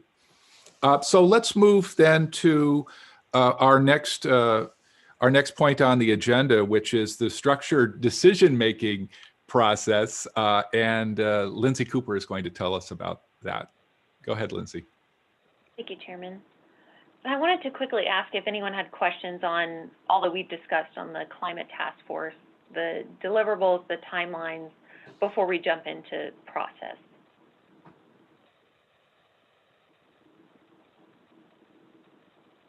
And to the point that Monique made earlier about the acronyms on the task force slide, there is a list on the climate webpage that has all of the members and their full affiliations listed. And I can also send that out to members of this group as well.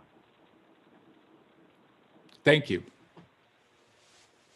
So if there are no questions, we'll move on to a discussion of our process. So we've defined these deliverables and the timelines, but now we have to think of how we will get there.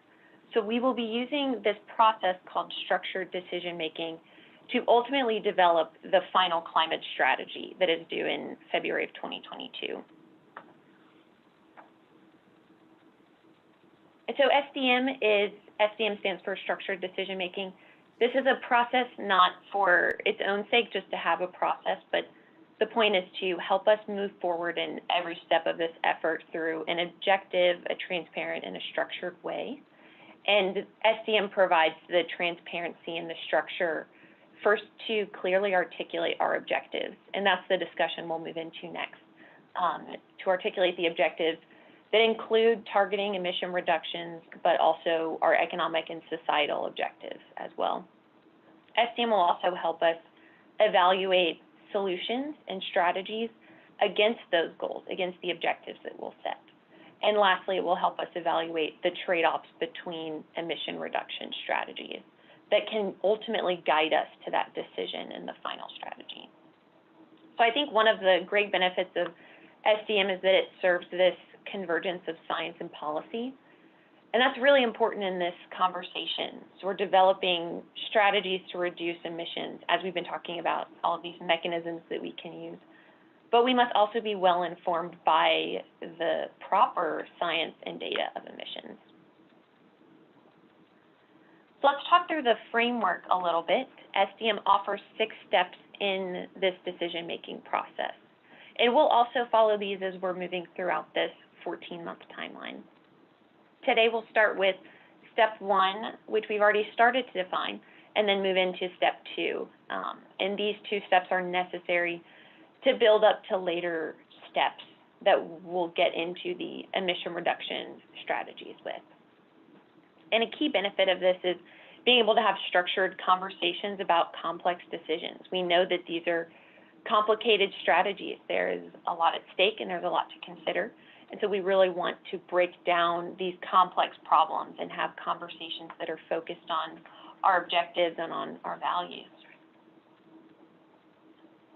So as the legal advisory group, you'll play a major role in step 4 alongside the other advisory groups. So within this formal process, the advisory groups will help with reviewing the proposed emission reduction strategies that are from the sector committees and evaluating these based on a framework from the objectives that will be created. So this evaluation is very key in the process. Those committees will be identifying alternatives through that public solicitation process that I mentioned that will begin as we get into the new year. The advisory groups will then take those strategies that committees distill from the publicly proposed solutions and begin to evaluate them.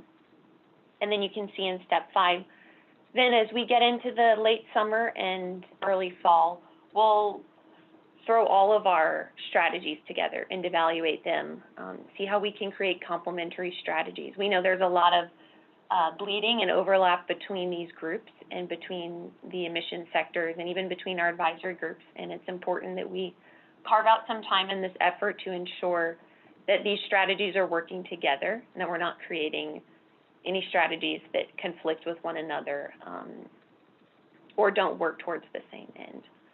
And that will lead us into step 6, which is taking action, making the decision. That will be production of the final climate strategy. We've already begun to define the problem, and a common understanding is very critical to this decision-making process. So I'll just reiterate again that we're brought together on the policy side by climate change that is driving up global temperatures, it's raising sea levels, it's increasing risk that threaten our health and our safety, our quality of life, our economic growth, our vital habitats and ecosystems. And these impacts are felt disproportionately by residents of our state with the fewest resources. And as I mentioned, there are 2 sides to the decision context. There's the policy side, and also it's important that we discuss the science because this must also frame the lens through which we're looking at our solutions. So as a reminder, our most recent state greenhouse gas inventory was done in 2010 using 2005 data. So what we're looking at here is a little bit of outdated information, but as I mentioned, we're working towards a new inventory. So there are a few things to point out when we're looking at this state inventory. From the chart on the left, you can see that carbon dioxide from fossil fuel combustion accounts for about 84% of our emissions. So these emissions are from carbon dioxide, which is why we primarily focus on CO2 in this effort.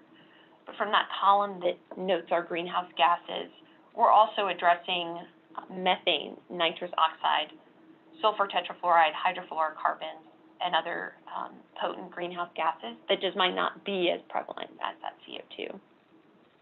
So if we look at what's in that green circle and pull it out to the right in the pie chart, you can see that 49% of our combustion is from industry, and then transportation, electric power, and then commercial and residential buildings follow that.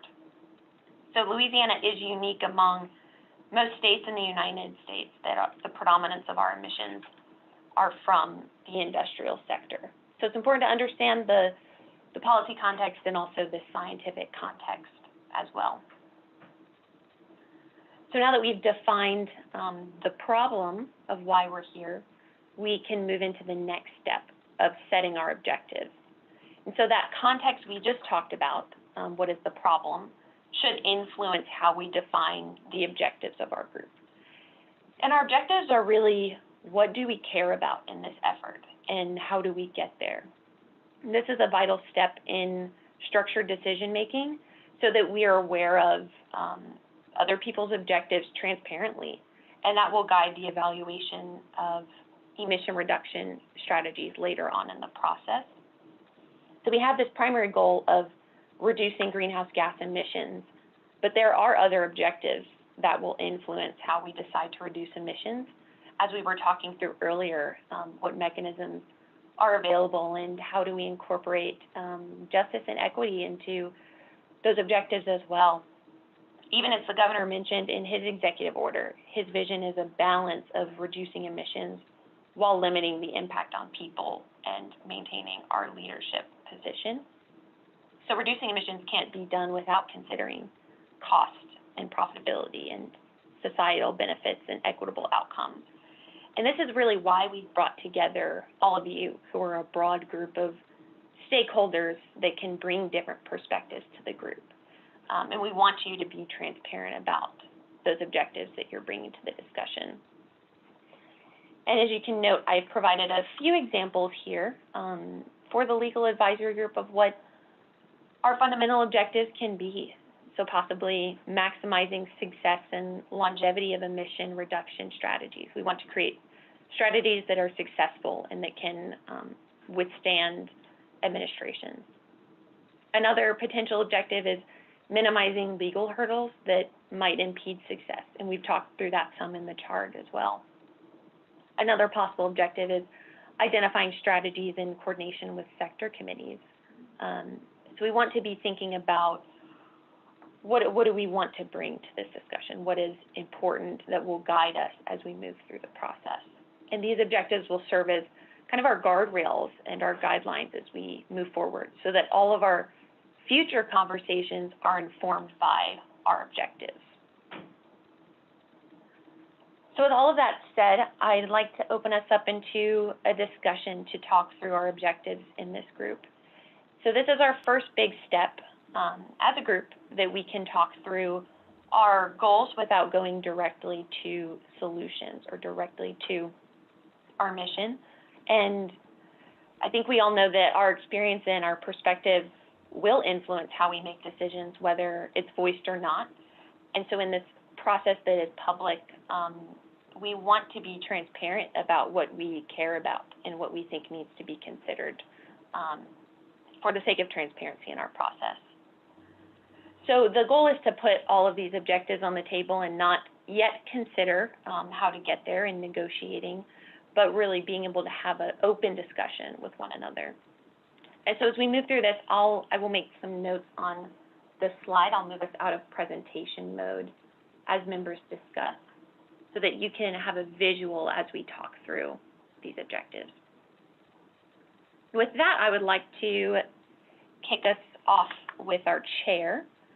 So Chair Verchick, with your work in environmental regulation at Loyola Law School and your prior work at the EPA as Deputy Administrator for Policy, what do you believe is fundamental to this effort, and what should we consider as we work towards emission reduction? Thanks for asking. There are three main objectives I would have. One is that our work be forward-looking, two, that it be flexible, and three, that it be fair. And by forward-looking, I mean that we try to imagine not just what is going to work 10 years, 20 years from now, but we look at 2100 and say, what's the state of manufacturing going to be? What is the energy production that people are going to be relying on? What's that going to look like? What kind of a power grid do we need? What kind of infrastructure do we need? That's the forward-looking. The flexible is making sure that as we move toward that, having bridges to the future and so on, that we don't lock ourselves into choices that we can't get out of. If we build a bridge to the future, at some point we might have to not use that bridge anymore, right? And is that going to be okay? So how do we make decisions that preserve options for us? Because a lot of what we're looking at in 2100 and beyond is uncertain, and we're not going to be right about everything. So how do we have enough flexibility to change course if something else develops that we didn't anticipate? And then the third thing is about being fair. We've talked a lot about that, and I'm really happy that people have brought those issues up. We need to be fair to workers who are going to be in transition. We need to be fair to fence line communities. We need to be fair to all the people who who buy energy, which is all of us. So people who are paying their electric bills and filling up their cars with gas or electrons or whatever it is, we need to make sure that we're looking out for one another, and particularly people who might bear more burdens than others as we move into this exciting energy transition. Thank you for those remarks. So, Chairman, would it be fair to say that an objective could be maximizing forward-looking, flexible, and fair options? Yeah, sure. Yeah, you have the hard job, which is translating what we're saying into something meaningful. And implementation. That's a great objective that we should set for this group. And now I'd like to open it up to our members. With that, I'll say we don't have too much time left. We have about 20 minutes, so let's try to keep this maybe to 10 to 15 minutes. There will also be the option to email myself or Harry your fundamental objectives as well after this meeting, in case you'd like some time to think through this. But we would like to, right now, just have maybe a 15-minute open discussion about these objectives, create some ideas together. So with that, I'll open up the floor. Hi, this is Monique. I'll just jump in.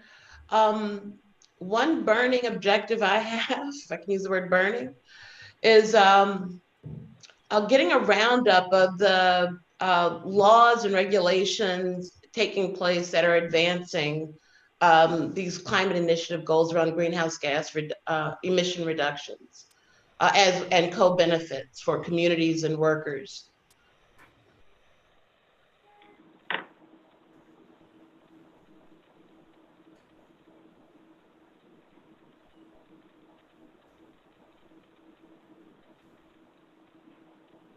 Monique, would it be fair to say that an objective could be understanding the laws and regulations of other states and other efforts to inform Louisiana's own? Yeah, I wouldn't limit it to other states. There's a lot of that we can learn in terms of what's happening in other countries as well. And then, there's also municipal breakthroughs and advances, I would imagine maybe counties as well. So I wouldn't limit it in that way, but understanding it is fine. But I think it would be good if we could, at least as much as possible, try to collect that for this task force. Yeah, that's a great point, and that is something that we are working on and have been reaching out and kind of trying to compile. I think to the extent any of you have any resources at hand, or have already identified any, please share them. And this goes to the public out there listening as well. We're trying to bring it. We don't want to recreate the wheel, and we want to draw on experiences of other jurisdictions to the extent we can and to the extent appropriate. And I have a feeling we'll be crafting our own, novel path forward as well in some areas. But a great point.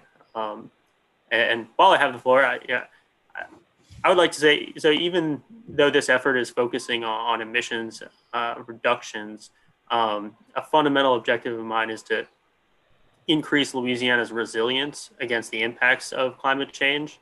And so I'd hope that we craft strategies that also minimize climate risk and maximize the efficiency or the efficacy, I should say, of those strategies in a changing climate.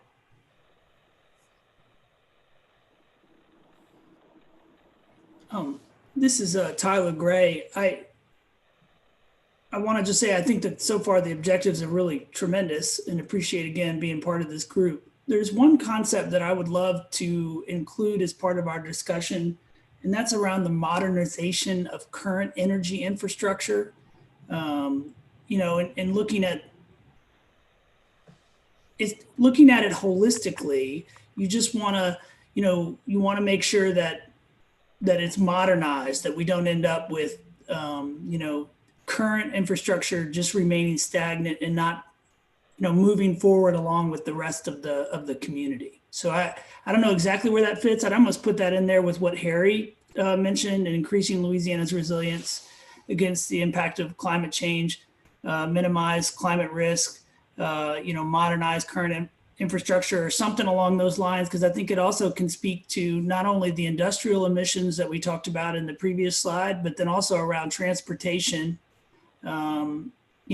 having the Mississippi River and other aspects of that, I think is important to give consideration to, especially as you're looking at what we have. This is Faye. I'll jump in here.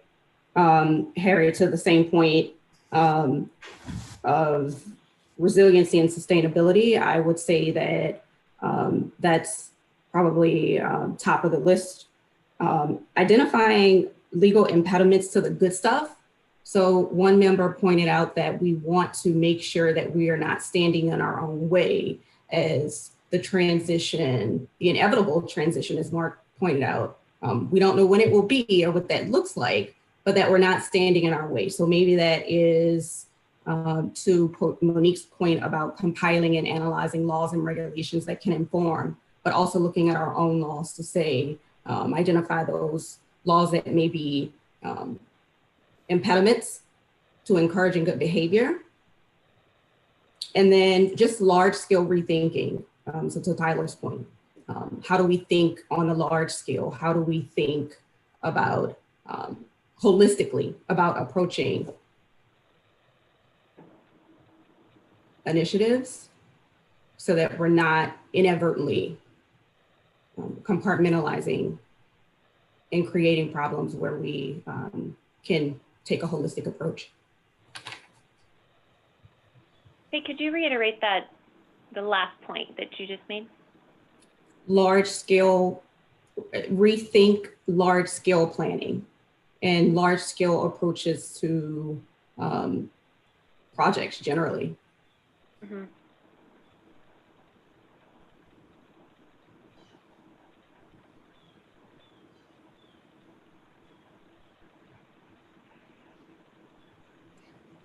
This is Susan Floyd. I think this encompasses all the points above, but I just wanted to state it if we think we need to. But in conversations I've had with numerous people around the country about climate change, the thing that comes up is I think there needs to be an awareness of how federal, state, and local laws interact that can significantly change the course and direction moving forward.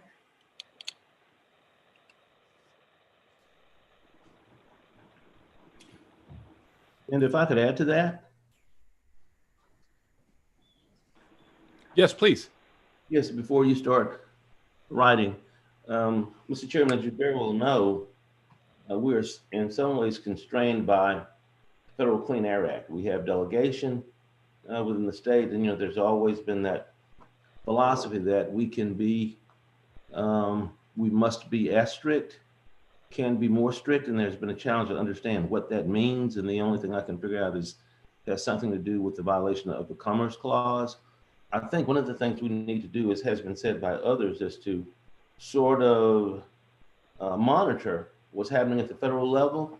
That'll tell us a lot about the flexibility we have, where we don't put our program at risk because we would like to determine our fate here in Louisiana.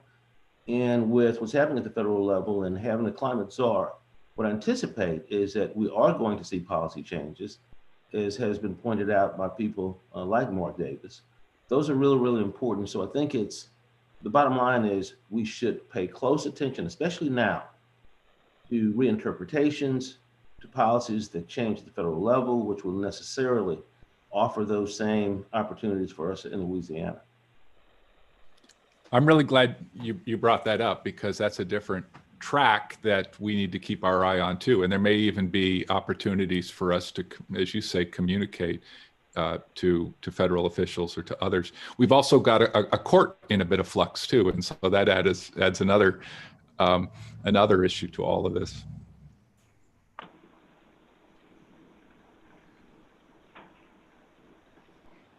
That's a great point. And just, I think we are not doing this in a bubble. And so yeah, to be responsive to what is going on in the world around us is critical. And I think this can be a forum to bring those updates both to the group, and then we can offer it up to the task force to disseminate information like that. So certainly, I think this is one forum to do that. Hey, Lindsey, this is Tyler Gray again. Hate to wordsmith here, but you know, on the fourth bullet around modernization of energy and transportation infrastructure, I would recommend changing increase to accelerate, because you do have a lot of it already happening, and you really want this group to be able to collaborate to accelerate what is happening and be a model for beyond Louisiana. That's a great point to make, Tyler. I think important also too to see how this legal advisory group fits into that as well. What is our role as a group in the modernization of that infrastructure? I'm not sure if this may fit into some of our other topics or objectives that we've discussed, but one of the things that I know has come up multiple times that I've had conversations with folks from across the country is one of having, from a public perspective, making sure that there is confidence in the outcome of any implemented solutions. And a lot of this goes around to how do we ensure that data or information, revolving around greenhouse gas emission reductions is one, accurate, and two, can be trusted by everyone, not only folks that we consider kind of interested parties, but the general public who may be less interested today, but becomes more interested over time. I think you can have a lot of legal issues that revolve around this, as to how you get this data, what data, how it's to be, I guess, presented to the public. And then on the other side, I've heard concerns regarding, I guess, classified or business information. And so I know that's a major, could be a major hurdle to trying to make sure we get good data and that data is accessible by the public, and therefore breeds confidence in any type of implementation of any type of solution for greenhouse gas reduction. Those are great points to make, Blake. Where do you think they could fit in, either to existing objectives that we've identified or a new objective? Yeah, so I mean, I think they obviously fit somewhat into coming up with, the strategies themselves. So that would be the first objective. I feel that any type of, how you're going to gain information could be part of the solution itself. And then obviously there may be legal impediments in how you get that information, and then what limitations may be placed on, the information, or sought to be placed on the information by industry, I suppose. Mm-hmm. Blake, would it be fair to include in this first bullet, maximizing forward-looking, flexible, and fair options through identifying legal hurdles or potential impediments? Yeah, and like I said, it may already exist, with the language you had previously. I just wanted to bring that up as something to for us to keep in mind as we're going through these solutions. Mm-hmm. Perhaps also, I mean, just a suggestion. Maybe it's increasing access and public dissemination of underlying data or information that can be made available to the public. Mm-hmm. I don't know if that's hitting on what you're driving at, Blake. Yeah, no, so I mean, I think it's two parts, and that's a major part, but the other part is also just making sure that, I guess even the policymakers are aware of whether or not what they have implemented previously has been successful. How can they be sure of that as well? Lindsey, to my point too, I would add in identify legal impediments. I'd also add in, there's a second bullet on looking at local laws, but also understanding how from city to parish, state laws might impede city success. So there's a large scale piece, and then the smaller scale zeroing in on how smaller cities and municipalities and local governments might be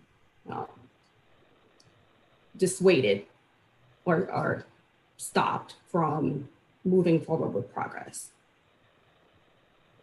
And then on the rethink large scale approaches, I just put in a note on regulatory and permitting, just to get a little more specific on that piece.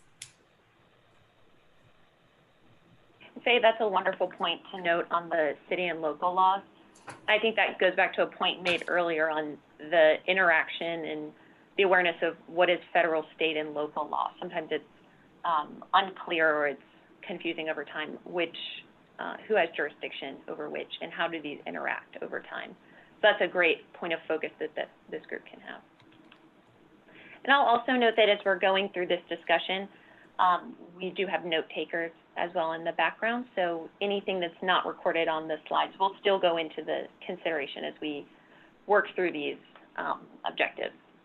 So don't feel limited by what's written.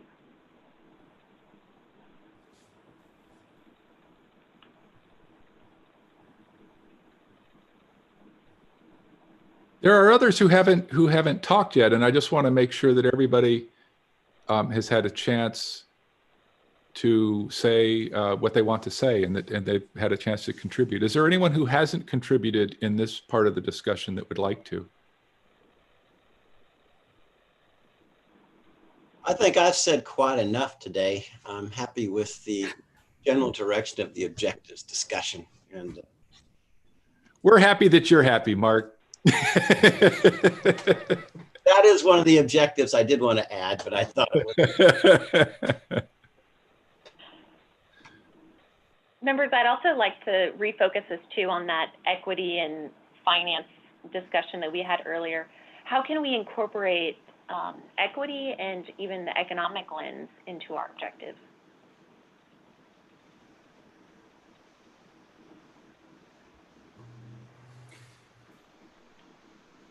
To start, Lindsey, I think that can start with education and access.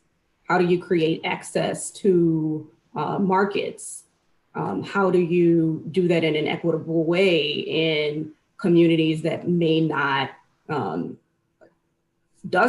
do not have resources and have been historically disinvested in? So some communities are better resourced than others. So is that a grant program? Is it waiving cost shares for some state program? Yeah, and to add to that, Lindsey, so that line could be it's access can mean resources too, and even resources to learn more in technical assistance or other needs too. So maybe we could broaden that word access to mean access to resources and information. What do you think, Faye? Is that a good change, or is there more we could do with that? Nope, I think it's great. Education, access, resources and information. Okay. I think that it's all encompassing, but. Yeah. Hi, this is Nick Briner here. Hey, Nick. Another piece to add on to that, I think this goes to Rob's original flexibility point, to ensure that there's equitable ways to participate in, that the flexibility of those laws and policies going forward, so that people have a meaningful and equitable way to participate in that.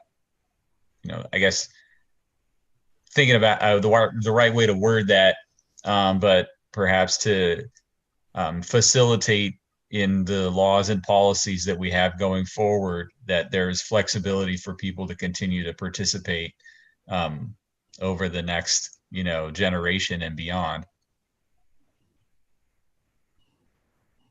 Nick, what I think of too is the importance of monitoring, which I hadn't occurred to me, but your comment and Faye's comment make it important, I think, to know that we're monitoring what's going on, so that we know whether or not we need to be flexible or to change, and also so that we have the information. I mean, it doesn't do any good to say you have access to all the information that's available if the information actually wasn't acquired in the first place because it wasn't monitored.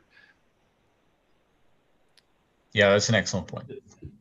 If I may add, I'm in total agreement with what you all have said. I think when you look back at all the way back from 1289 at the executive order 1994 by President Clinton, that's about access. It's about notice. It's about involvement in primarily permitting and compliance enforcement. And if you do the minimum, you put an ad in the paper, it doesn't necessarily work. I think we've got to look at additional ways to let the communities understand what that information is, what it means. And that's why, Mr. Chairman, I couldn't agree more with what you say about not only outreach in terms of the knowledge of what's going on, but also public assistance grants. In science, sometimes, I mean, when I had a smaller waistline, I was a chemist, but now I'm Galileo. The stuff has changed. So I think it's important to be able to assist communities in understanding from both a legal perspective and a science perspective how they're impacted by decisions by government. It's a great point.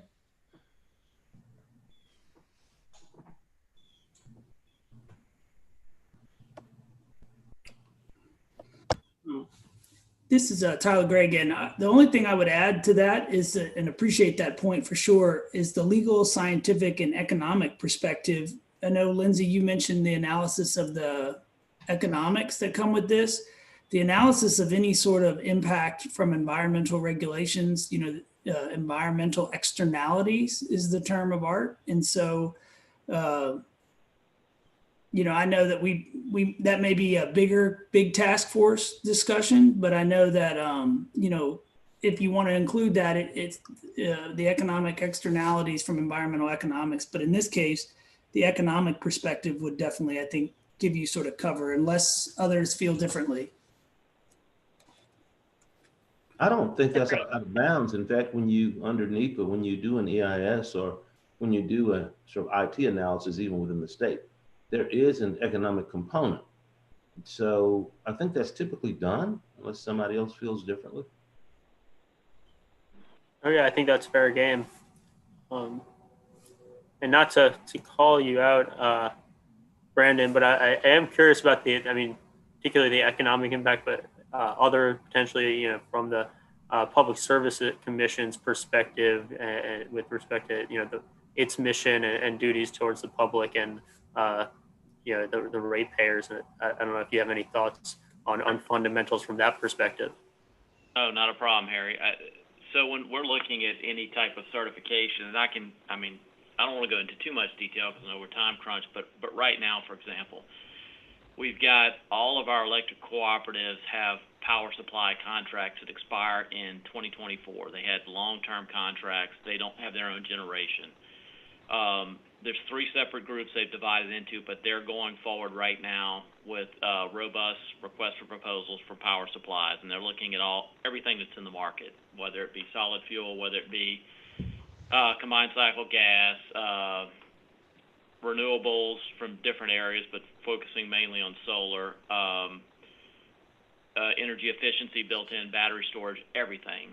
And when they present their final plan to us, we're looking at it from 2 perspectives mainly, and this is generalizing, but whether it's reliable power and whether it's the lowest cost resource, focusing those in. So economics plays a huge part, and it plays a huge part on any decision they make. I mean, one thing we found back in I guess this would have been 05 through 08 time frame, when we were heavily invested in natural gas generation. It was older generation. When natural gas prices spiked, it had a disproportionate effect on Louisiana ratepayers compared to others.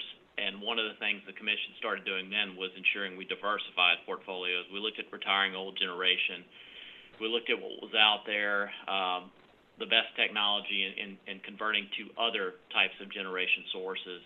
And actually, something interesting that happened there is one of the utilities was going forward with a solid fuel plant, and then when gas prices started tumbling, they actually stopped construction on that project and the commission still allowed them to recover their costs, knowing long term it would have had even worse of an economic impact on customers. So that's the things we look at. I can't get into specifics, but there's some very interesting pricing coming out right now on the renewable side on solar. And Harry and I discussed this offline before we talked about this, but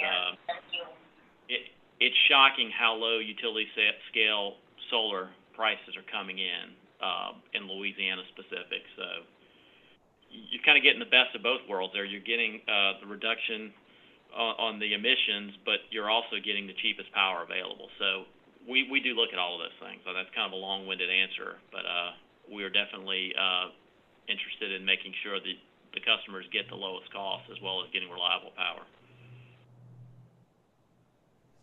So Brendan, from all that you mentioned, which was very helpful, how could we frame that as an objective? Would it be helpful to say that ensuring consumers,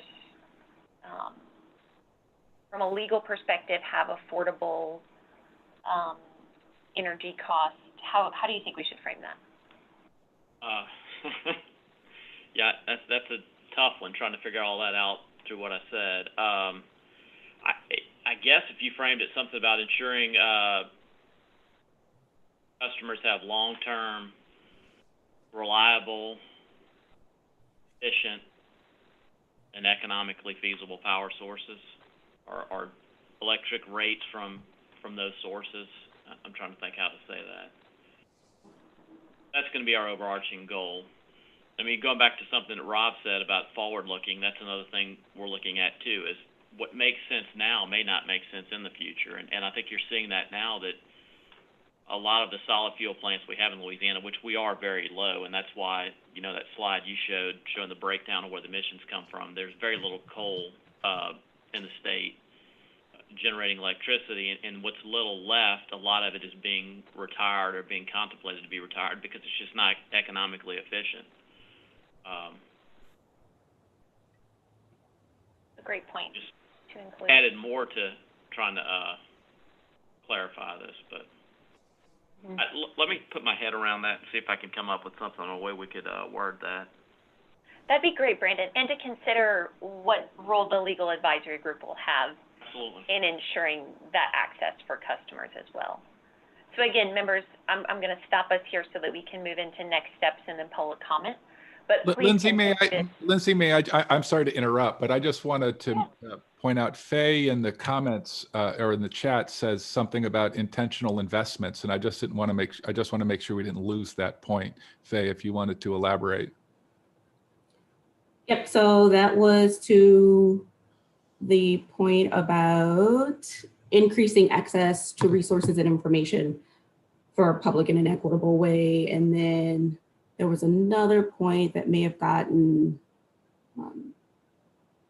merged with another, but it's just make intentional community investments. Okay, Lindsay, you got that? Hi, can I just add one thing? Yes, I please, think where Monique. this is going in. Of course. And this is just a note or signal for all of the wordsmithing and capturing of all this that will happen after this meeting. Is that I think what I'm hearing folks say is that we really want to work for the benefit of Louisiana residents, right? So whether that's utility customers, certainly, fence line communities be healthier, be self-determined, have a voice in what happens in their communities, this investment focus as well, I would like to see if it could be captured in terms of benefiting Louisiana residents, vulnerable communities, customers, workers. Should we put a separate bullet point that reflects the points that Monique and others have made on that issue? Lindsay? Monique, that's a great overarching objective that we should have, and that I agree, a lot of these other objectives can fit under that we're intentionally working for the benefit of communities. And then one last point, I know we're getting to the end of our time together, but Rob, you mentioned something earlier about buckets. So you said laws do things. They prescribe, pay or penalize, Yes, persuade right. or create a property right regime. I wonder if there's a way for us to put each of these objectives into buckets. They all have some goal, something goal, and I wonder if there's a way to organize them based on your initial comment. Yeah, no, that's it. I hadn't thought about that. My thought when I was talking about that was that there are just different ways to accomplish an objective, and that sometimes you need to know. It helps to compare different objectives. I mean, do you need a knife or a fork or a spoon or whatever it is, right? And sometimes you don't know until you know what the dish looks like, I guess. But I think it's really important to keep in mind, and maybe we could put a bullet in there that has something to do with paying attention to the most effective and the fairest. I don't want to use the word mechanism again, but essentially, that's what all of those things are mechanisms or way of doing things. But maybe we should pay attention to that. We can think about that. I believe her point is we've got to go beyond just the old command and control. Oh, I see. No, I see what you're saying. Yeah, the prescription part. Right.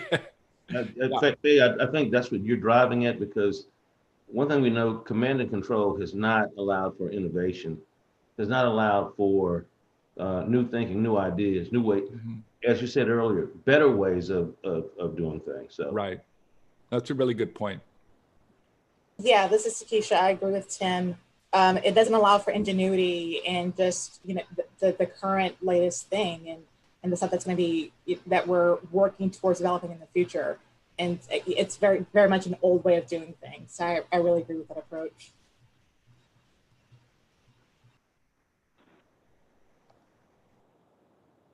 Well, this has been a fascinating discussion. I mean, we actually have got a lot of really great ideas here, and I thank you all for paying such good attention, even at the late hour this morning. Let's move then to help us with this is the part that lawyers always love, is the next steps. Right there, you always need somebody in the room to keep everybody on track and to say, okay, what are we actually going to deliver and when? And so, Lindsey, I'm going to turn over to you to help us with that. Thank you, Chairman. And just to put us back into the context of our framework and where those objectives fit in, we just identified our step 1 and 2. And as I mentioned, our planning team behind the scenes will go through the notes of what was said, not just what I wrote on the slide, but help sort through the objectives of this group. So as we're developing and finalizing all these objectives, we'll work to ensure similar objectives across groups are developed in a complementary and effective way. And so once we've worked through this draft of objectives, your chairman will present a draft of the charge and the objectives at this next task force meeting, which will be later this month. And so this will really allow the chairs to collaborate and to comment on the objectives of other groups and ensure that there's coordination across all of our efforts. And so we'll ensure that these fundamentals objectives are guiding us as we move forward to our emission reduction strategies and evaluation of those strategies. So just to reiterate, this process will facilitate a way to transparently create the strategies and evaluate them in a feasible and implementable manner. But in order to get there, these are some of the steps that we need to go through first. So moving into our next steps, looking at our timeline to the interim report, I've highlighted and read the meetings and the role of the advisory groups. And so you can see in this first meeting, we have met to establish our objectives like we're doing today. And these fundamental objectives will move up to the task force. And the final objectives and charge will be published in the interim report in February. So that interim report will, as you recall, provide a lot of that background context. And so a lot of the context that we need moving into 2021 will be based on that charge and the fundamental objectives. So you can note here, when we come back in January, we'll be discussing metrics of how do we quantify those objectives? How do we really put that into action? And then secondarily, we'll also develop materials for committees on what mechanisms they should consider before entering into this emission strategy process. We'll also be identifying, as Monique mentioned on the last slide, what other cities and states and nations are doing and what are the opportunities and challenges there. And jumping into that before we go into the process of solution development. So to break that down a little bit more for this group, as I mentioned, it would be wonderful to continue receiving objectives from you all over the course of this week that we can include as we're making those drafts. I know sometimes we need more time to think through the objectives and consider additional factors, so please send those to us as you put your thoughts together. And I also would like you all to start thinking through what should be considered and what resources should we share with other groups and the other committees before they begin their proposal solicitation process. So Rob mentioned this earlier, the role of the legal advisory group is not just on the back end to evaluate strategies, but we're very important in the beginning to ensure that committees are aware of different mechanisms that they should consider. So we have wonderful experts on other groups, but we need that legal and policy perspective so they can understand what types of regulations are out there, what types of policies and incentives should they be considering. And lastly, I believe as Mark Davis mentioned earlier, a lot of you belong to research institutions, and it would be helpful just to understand where greater research is necessary before we can make informed decisions about strategies. So Harry and I will be sending to you all later a Google Drive where you will really be able to pool these resources and maybe pull some resources on these last 2 points and share them with the group in there. And you'll be able to view what other members have put forth. And that will put us in a great place before we come back together in January after the holidays. And so with that, I'd like to just show you all to the Governor's Initiatives Task Force page, and please send in your public comment to climate@la.gov. And with that, I'll turn it over to our chair if he has any additional next steps to offer for us. Well, thank you. I would just point out there's been a little bit of talk about, as you say, the research institutions in Louisiana, and I do plan on talking to some of you who are affiliated with universities, and there may be a way that we can pool some resources to get some information that might be useful to the committee. So we'll be talking about that. And I think it might be a good time, even though it's at a late hour in the morning, to have just a short 5-minute break while members of the public who have been watching us on YouTube are able to collect their thoughts, collect their comments, and submit them. This is one of the most important parts of the meeting.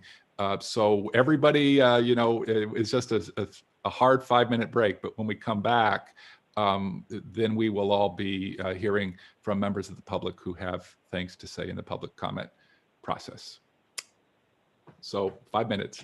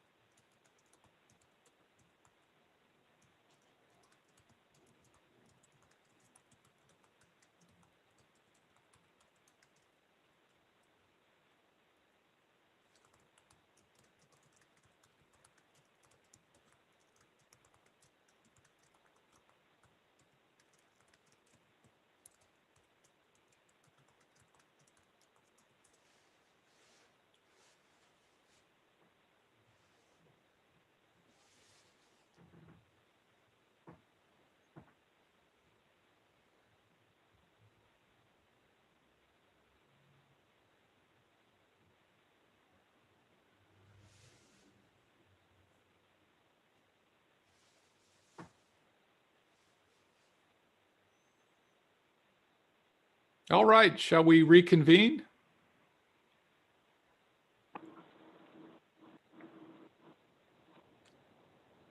That'd be great.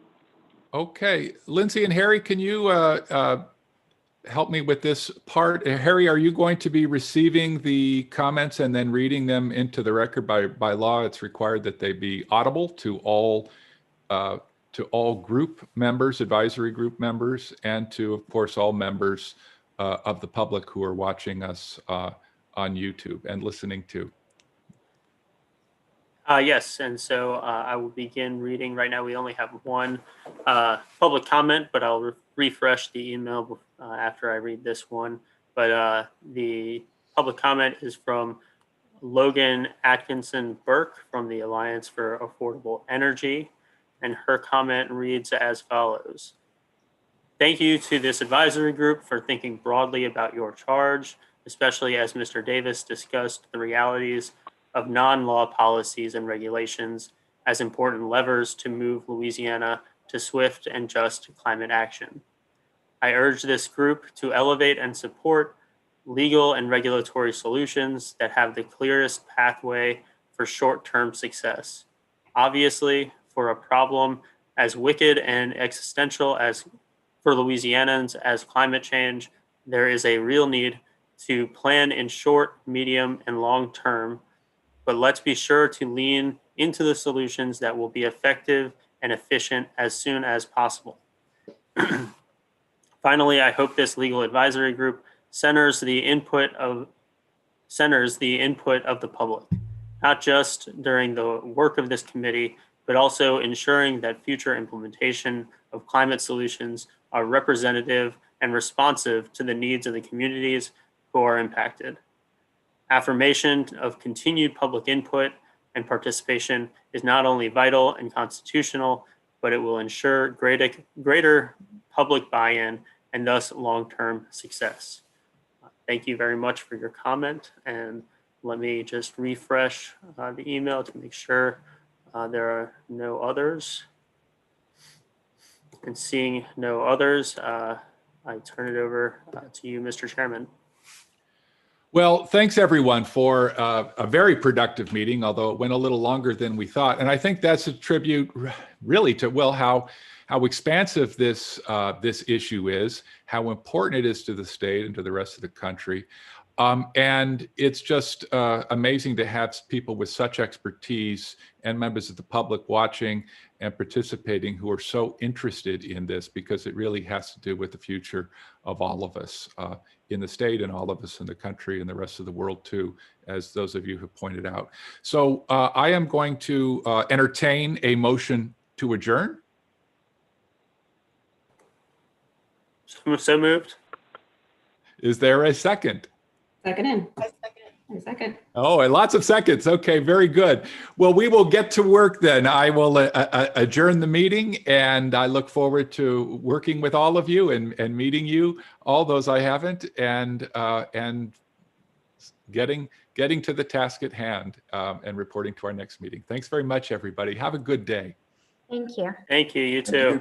Thank you. Thank you very much. Okay, take care, all.